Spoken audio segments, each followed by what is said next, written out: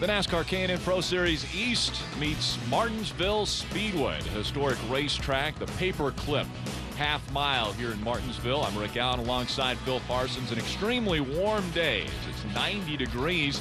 And welcome back to the UNOH Performance 200 from Martinsville, Virginia. Out in front, Ryan Gifford holding on to the top spot. Brett Moffitt still running second. Here you see Sergio Pena and Eddie McDonald working it out for third. You see the gap between Ryan Gifford and the 20 of Brett Moffitt. Gifford really has the car working out there. Still hasn't had to work around too much lap traffic up to this point in the race. So it won't be long before he'll get a lot of lap traffic, and that's what's difficult here at this racetrack, because you definitely want to be in the bottom. So the lap car is going to be in the bottom. You're going to more than likely have to pick your way around the outside. All the cars lined back up again as we get ready for the restart here in the UNOH Performance 200, Martinsville, Virginia. The paperclip is a tough racetrack, but even tougher when you have double file restarts and you have to start on the outside. The preferred line down on the bottom of the racetrack, coming out of 4. Green flag back in the air. We're back underway. Nice jump by Ryan Gifford. Got a half a car length. That's all you need when you get to turn 1, when you have the bottom of the racetrack. There's Brett Moffitt, the 20 car. What a bad luck he's had this year. He's had such a good car each and every race and hasn't been able to close the deal. Witt just behind him in the 84. Brett, a two-time winner last year, driving for Andy Santerre. Yeah, at the age of 16. Yeah. He's turned 17 now and looking for his first win in 2010. And again, Ryan Gifford's closest competitor was the 71 of Eddie McDonald. McDonald got into the wall in turn number 4. So now it's Brett Moffitt back there in the 20 that's going to be trying to reel in that number 2 of Ryan Gifford. Cole Witt all over the back bumper of Brett Moffitt. So he did oh, look at there. Cole Witt gets right by front the 20. tire. Brett Moffitt slow on the racetrack. It looks as though he's got the right front tire problems again. That's at least a half a dozen right front tires that have gone down in the last 5 laps. Caution is out. Caution comes out. It's not for Brett Moffitt, though. It's Eddie McDonald that gets turned around on the racetrack. But what an incredible break for Brett Moffitt. He would have lost at least 2 laps had that caution flag not come out. Caution on the racetrack once again. This time it's Eddie McDonald that brings out the yellow. Ryan Gifford still out front. NASCAR K&N Pro Series East race from Martinsville, Virginia. On the inside, Ryan Gifford. On the outside, Jake Crum coming out of turn number 4, and green flag goes back in the air. Jake Crum is going to win the race back to the start-finish line. Phil, they can do that in this series. Yeah, this is a little bit different than the 3 major series of NASCAR. All the regional touring series, when the green flag comes out, you start racing. Doesn't matter who wins the race to the line. After dominating the early part of this race, obviously Ryan Gifford has some sort of a problem. I don't know if he has a right front tire that's going soft or what, but he's losing a tremendous amount of positions. Matt Kobaluk also making the pass. Here comes Kevin Swindell in the 9. When you get hung out on the outside, it is a very difficult situation. Yeah, but see him, actually looks like he either has a brake issue or maybe something went wrong with the engine, because he just doesn't go at the second half of the straightaway. Sergio Pena getting into the back of him as they came out of 4. You see Brett Moffitt making his way by as well. There's Andrew Smith, the 37, getting underneath the 40 of Matt Kobaluk. That's a battle for the 7th position. Work on the outside. Right up against the curb is that 37 of Smith. Here comes Brett Moffitt in the 20. It's the flag. Kim Lopez, the flag person, giving the move over flag to the 12 of Montero. Still side by side. Kobaluk on the outside. Smith on the inside, battling for position. This is normally where we'll see one of them skirt up the racetrack, either get into the other one or get out of that line. Here comes Brett Moffitt, giving Andrew Smith a little bit of a nudge. Brett got such a good break when the caution came out, just as he cut down his right front tire. Allowed him to get onto pit road, fix that problem, and get back out, not lose a lap. Looks like Andrew Smith's finally going to clear Matt Kobaluk. He will bring Brett Moffitt with him in the 20. So now Moffitt on the inside, Kobaluk on the outside. There's Ty Dillon, 4 of Sergio Pena, right behind Ty. What a terrific run Ty's older brother Austin had at Texas in the Camping World Truck Series. Sat on a pole and finished 3rd for his best career finish. I'll tell you what, sideways is the 40 of Kobaluk. I was going to say, what a great couple weeks for Richard Childress, grandfather of both Ty Dillon and Austin Dillon. And welcome back to Martinsville, Virginia. Darrell Wallace Jr., Ryan Truex, Cole Whitt, Andrew Smith, Brett Moffitt stay on the racetrack, and they are your top 5. Coming out of turn number 4, green flag back in the air.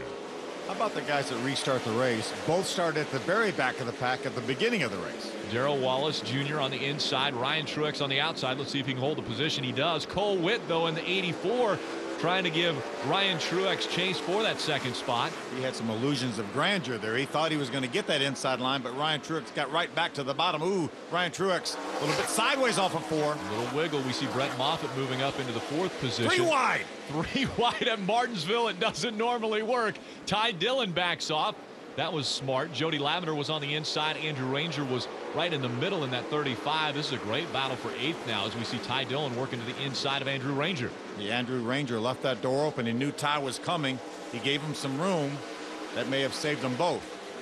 Andrew Ranger ducks to the inside trying to get back behind that 3, but we see Kevin Swindell in the 9 making the pass. That is so frustrating when you're out there on the outside. You know you have to get to the inside, but nobody will let you in. Right now, a great battle for the lead. Here comes Ryan Truex on the inside of Darrell Wallace Jr. The drag race down the front stretch, and Darrell Wallace Jr. wins it, but Ryan Truex trying to force that 0 in there. The 7 car, Ryan Duff, around on the front stretch. He comes to stop just out of turn number 4, and that's going to bring out our 6th caution of the day. So Ryan Duff not able to keep it running. He fires it back up. We'll try to find a slot to get turned back around and get everyone back in line. Darrell Wallace Jr. in front of Ryan Truex. And the field back in line. Darrell Wallace Jr., Ryan Truex making up the front row. Cole Whitt and Brett Moffitt making up row number 2. Coming out of turn number 4. Back into the gas we go. Green flag in the air. Darrell Wallace Jr. with a great restart. How about Brett Moffitt now jumping to the inside? He's hoping Darrell Wallace Jr. is going to open up that hole for him. Slides as he comes out of turn number 2. Down the back stretch they go. A drag race. Ryan Truex has the nose in front of Darrell Wallace Jr. Let's see if he can hold the position. He stays even with him through 3 and 4.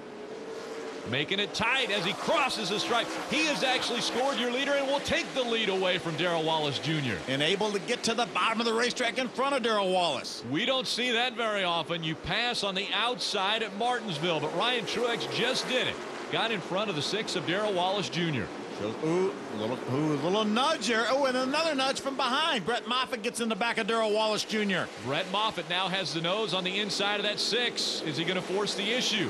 Darrell Wallace Jr. stays high. Here comes Brett Moffitt trying to take 2nd away. Great side-by-side battle for 2nd. Jody Lavender, the 88, right behind this group.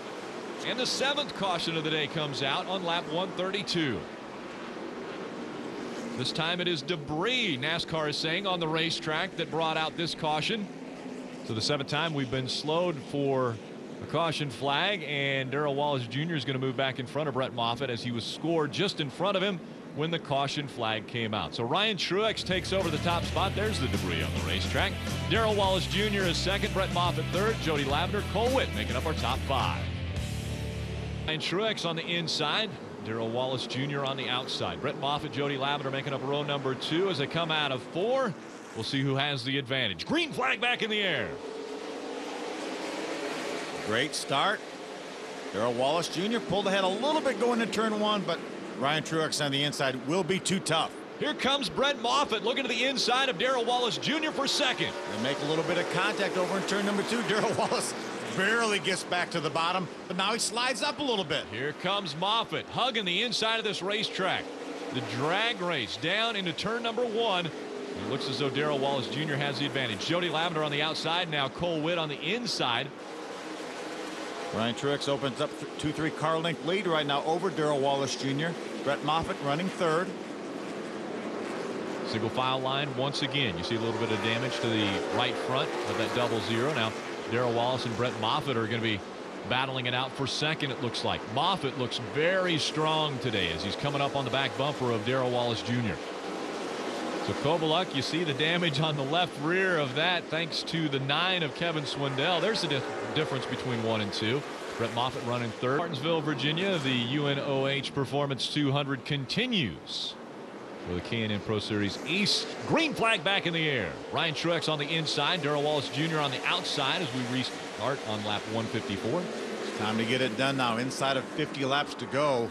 I'm telling you, it's getting a little bit cloudy, Rick. Well, Brett Moffitt is trying to make it a sunny day for himself. He just got by Darrell Wallace Jr. Takes second away. Kevin Swindell. Kevin Swindell on the inside of Darrell Wallace Jr. as well. Right. Kevin Swindell has been extremely aggressive here these last 10-15 laps. Ryan Truex is going to have his hands full very soon. Brett Moffitt has shown incredible strength in that number 20. And so Ryan Truex will be on the inside, Brett Moffitt on the outside on this restart. Kevin Swindell, Darrell Wallace Jr., Jody Lavender making up your top 5. Brett Moffitt's been strong. Let's see if he can stay out front. Green flag back in the air. Moffitt has the edge as they get down. Jody Lavender has problems on the restart. Takes the 3 of Ty Dillon into the inside wall with him. Ty Dillon got into the back of the 88, spun him just a bit, and both go into the inside wall. So Brett Moffitt, Ryan Truex will be 1 and 2 when we restart. You see them line back up. Moffitt on the inside, Truex on the outside. Again, when they took the stripe, Moffitt was in front of Ryan Truex. Green flag back in the air. Remember, we talked earlier that these guys race when the green flag comes out. Well, Ryan Truex really wide.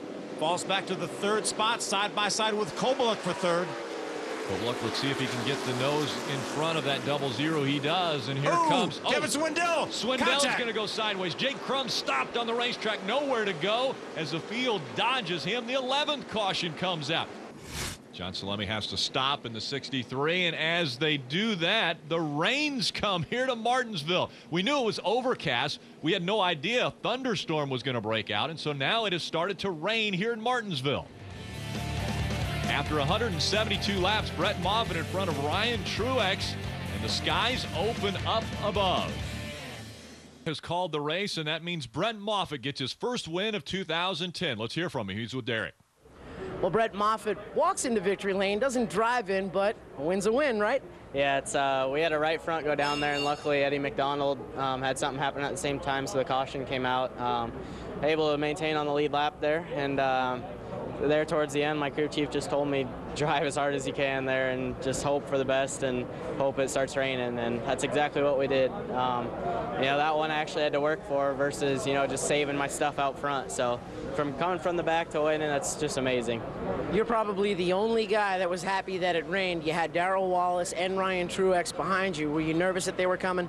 You know, I had to pass them, so I figured once I got by, I could at least hold my own. So, you know, you can never be not nervous when people like that are behind you. Last year's champion, and then Darrell Wallace won the first race of this season. So it's just, you know, it's amazing that after all the bad luck we've had this season to finally get that win. Well, guys, Brett Moffitt is a winner in a very wet, rain-soaked Martinsville victory lane. One of the great things that Brett Moffitt will acquire because of this win is the famous grandfather clock. So take a look at our point standings. Just 8 points separate 1 and 2. You have a new point leader now. Our last year's champion, Ryan Truex, moves up to the top of the list with Darrell Wallace Jr. only 8 points behind. It was Brett Moffitt with a great restart that got him the win at Martinsville. He claims the grandfather clock.